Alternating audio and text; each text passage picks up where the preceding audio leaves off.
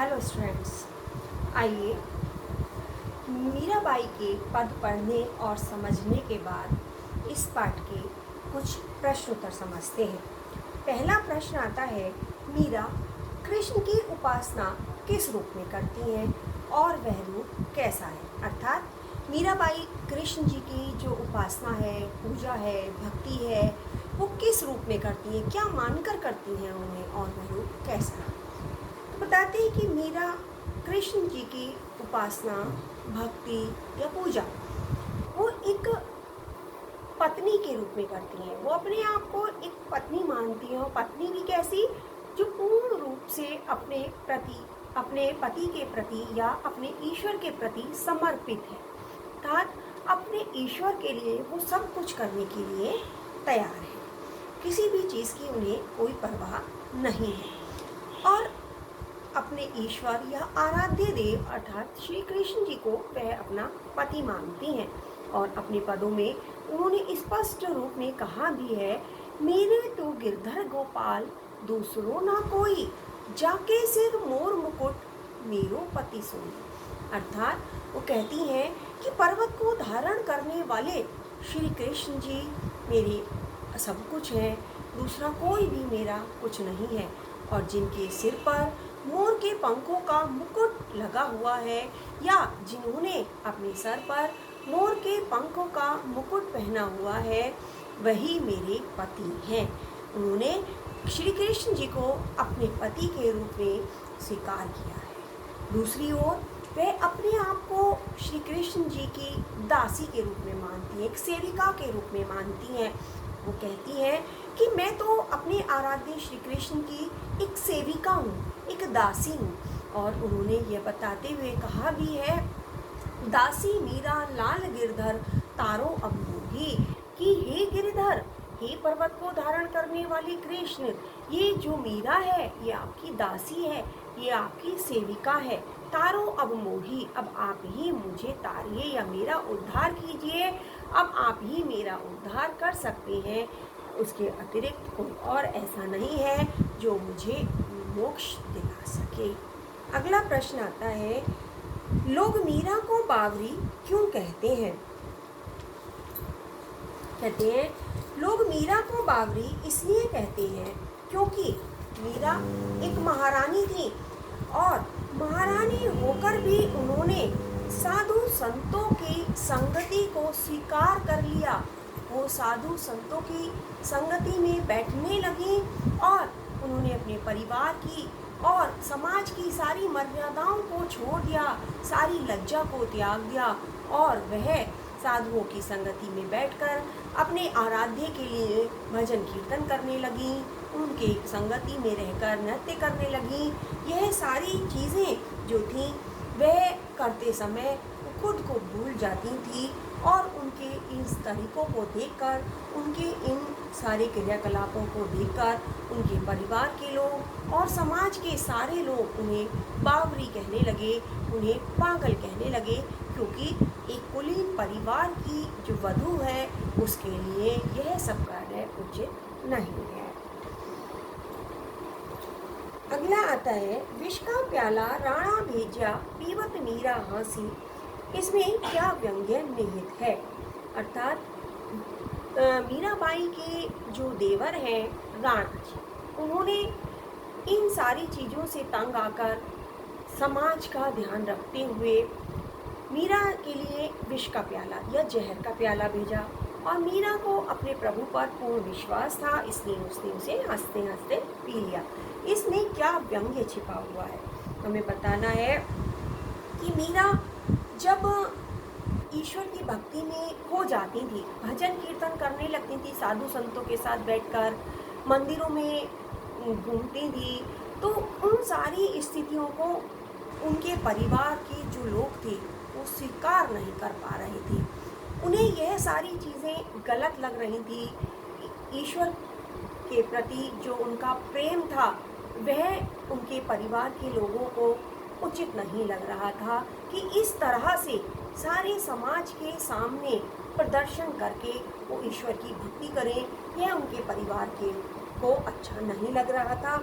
इसलिए उनके जो देवर थे राणा जी उन्होंने इन सारी चीज़ों से छुटकारा पाने के लिए मीराबाई के लिए एक विष का प्याला भेजा और उस विष के प्याले को मीराबाई ने हंस हंस कर पी लिया, क्योंकि उन्हें पता था ये उनके प्रभु जो करेंगे वह अच्छा करेंगे, लेकिन किसी भी स्थिति में वह प्रभु भक्ति का मार्ग नहीं छोड़ना चाहती थी और उन्होंने वैसा ही किया, उन्होंने प्रभु भक्ति का मार्ग नहीं छोड़ा। अगला प्रश्न आता है, मीरा जगत को देखकर रोती क्यों, अर्थात इस संसार के लोगों को देखकर दुखी क्यों होती हैं। मीराबाई इस संसार के लोगों को देखकर बहुत दुखी होती हैं। वो देखती हैं कि एक और संसार में जो लोग हैं वो भगवान की भक्ति में लगे हुए हैं, दूसरी ओर कुछ ऐसे लोग भी हैं जो सांसारिक बंधनों में बंधे हुए हैं, जिन्हें माया, मोह, ईर्ष्या, द्वेष, छल, कपट, लालच, इन सारी चीज़ों ने जकड़ा हुआ है और वो उनमें फंसकर अपना जीवन बिता रहे हैं। उनके इस निरर्थक जीवन को देखकर मीराबाई को बहुत अधिक दुख होता है। वो बहुत दुखी होती हैं कि ये लोग इस तरह इस जीवन में फंसे हुए हैं, तो ये अपना जीवन व्यर्थ ही गंवा रहे हैं, और ऐसा देखकर मीराबाई बहुत अधिक दुखी होती हैं। इसमें एक प्रश्न आता है आपका भाव सौंदर्य और शिल्प सौंदर्य का। भाव सौंदर्य और शिल्प सौंदर्य अपने कक्षा 11 में सिर्फ अर्थ बोध ग्रहण संबंधी प्रश्न पढ़े थे, लेकिन 11th में आपको सौंदर्य बोध संबंधी प्रश्न भी पढ़ने हैं। सौंदर्य बोध संबंधी प्रश्न में ध्यान रखने योग्य बात यह है कि यहाँ पर हमें 3 चीज़ें बतानी है। 3 चीज़ों में पहला भाव सौंदर्य होता है, फिर काव्य सौंदर्य, शिल्प सौंदर्य। काव्य सौंदर्य और शिल्प सौंदर्य एक ही चीज़ के 2 नाम हैं। इसके अतिरिक्त भी प्रश्न पूछे जा सकते हैं जो कि कहीं ना कहीं इस शिल्प सौंदर्य पर ही आधारित होते हैं।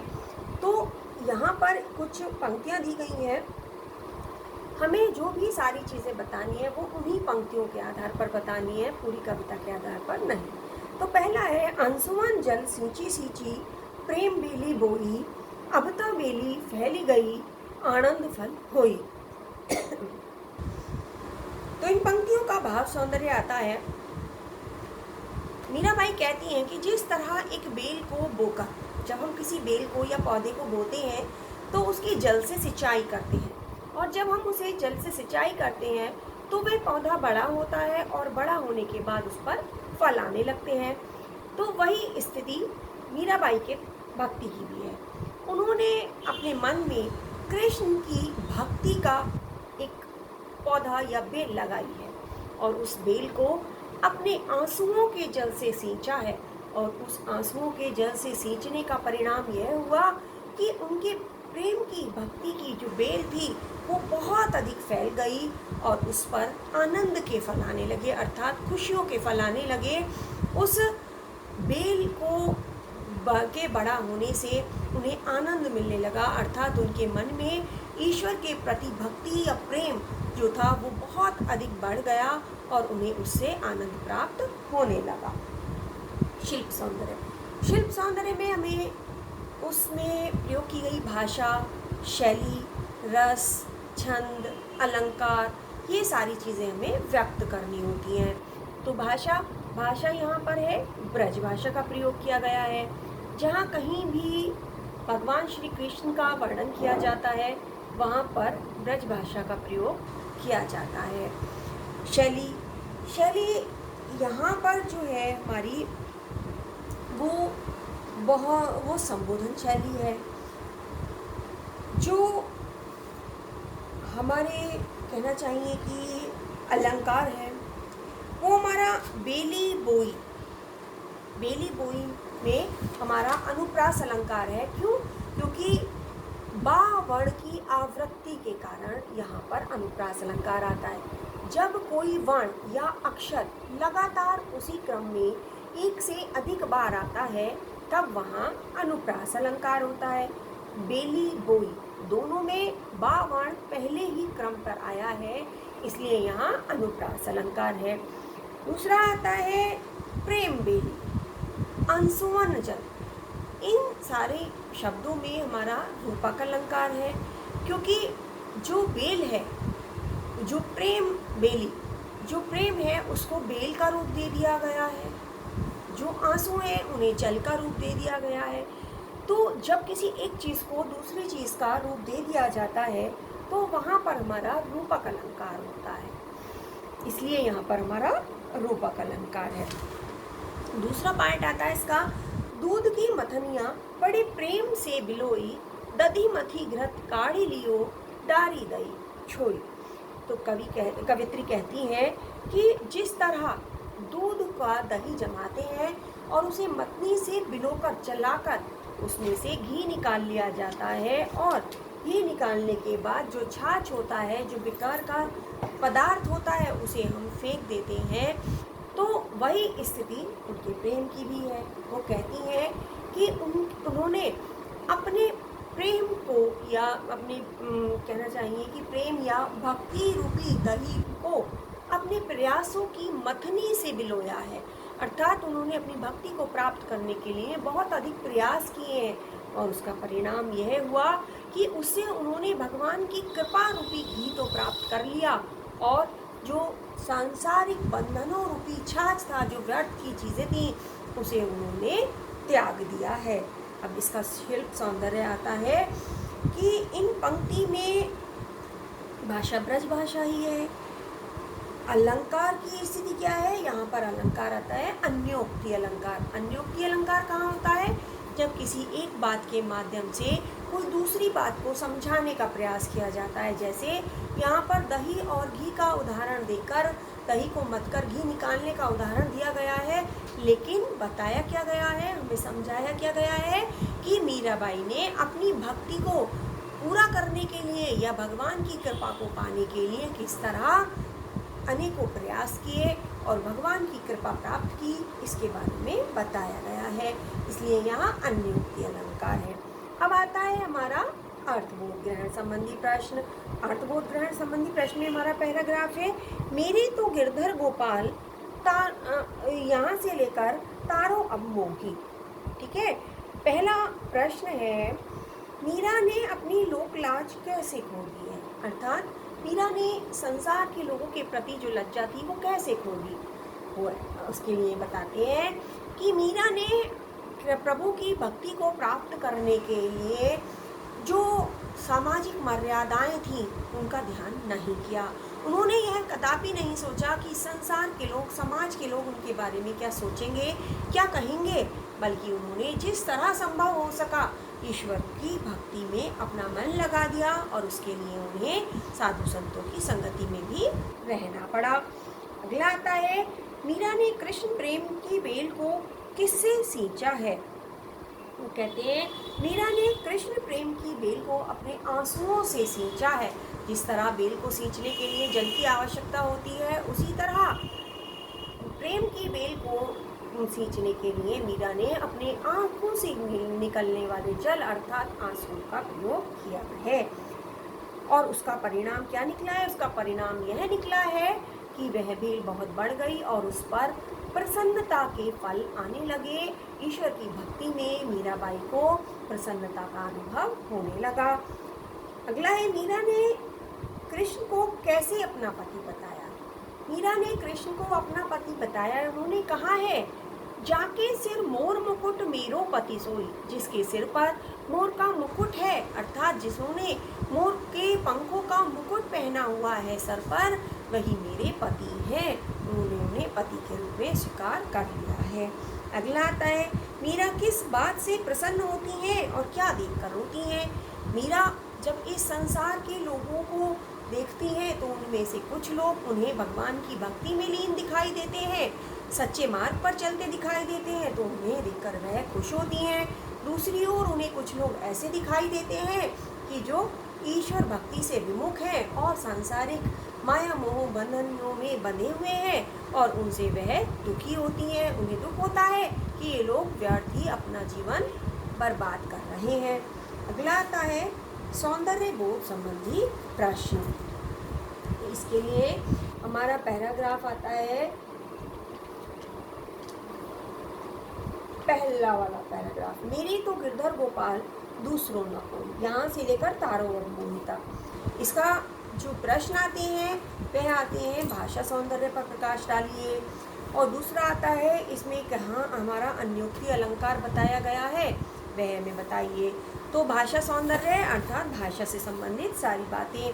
तो हमें बताना है कि भाषा जो है हमारी ब्रज भाषा है, संगीतात्मक शैली का प्रयोग किया गया है, अलंकारों का यथास्थान उचित प्रयोग किया गया है, अनुप्रास अलंकार का प्रयोग किया गया है, रूपक अलंकार का प्रयोग किया गया है, साथ ही साथ बैठी बैठी सींची सींची में पुनरुक्ति प्रकाश अलंकार का भी प्रयोग है।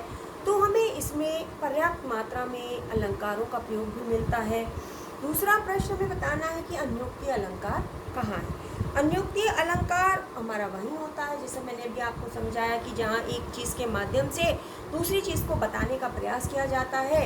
यहाँ पर मीराबाई ने दूध का दही जमाकर उसको मथनी से भिगोकर घी निकालने के माध्यम से उन्होंने ईश्वर के प्रति जो भक्ति थी, जो प्रेम था, उसको प्रयासों के मथनी से चलाकर या अपने प्रयास करके किस तरह उन्होंने भगवान की कृपा प्राप्त की, ईश्वर की भक्ति की और ईश्वर की कृपा पात्र बनी, उन्होंने उसके बारे में समझाया है। तो यहीं पर हमारी कविता समाप्त होती है। धन्यवाद।